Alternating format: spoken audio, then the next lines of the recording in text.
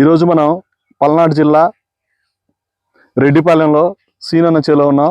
సీనన్న మనం చెప్పిన విధంగా ONBA పద్ధతిలోనే వ్యవసాయం చేస్తూ ఉన్నారు. ONBA పద్ధతిలో వ్యవసాయం చేస్తూ తోట ఎట్లా ఉంది, ఏముంది, ఎన్ని రోజులు, ఏమనిపిస్తుంది అనేది సీనన్నని అడిగి తెలుసుకుందాం. నేను మీ కృష్ణారెడ్డి, MKR రైతుబడి, రైతుల పాలిట ఆత్మబంధువు.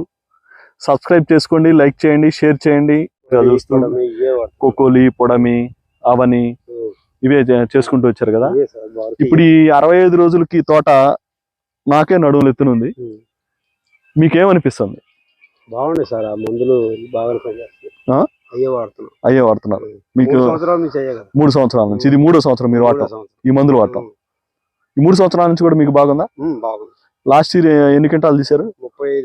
35 క్వింటాలు తీశారు.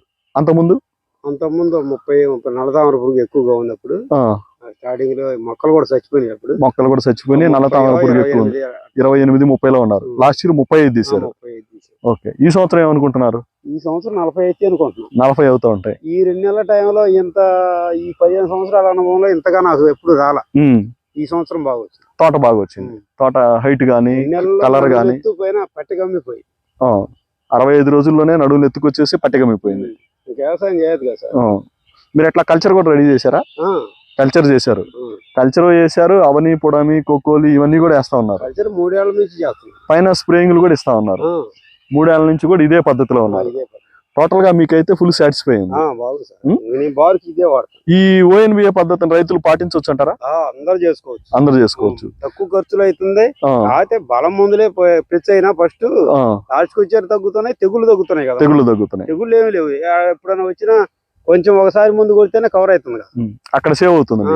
ఫస్ట్ లో కొంచెం కల్చర్ రెడీ చేసుకునేటప్పుడు ఎక్కువ అనిపించిన తర్వాత వచ్చేసరికేనేమో తక్కువ అనిపిస్తుంది. అన్న, మీ పేరు?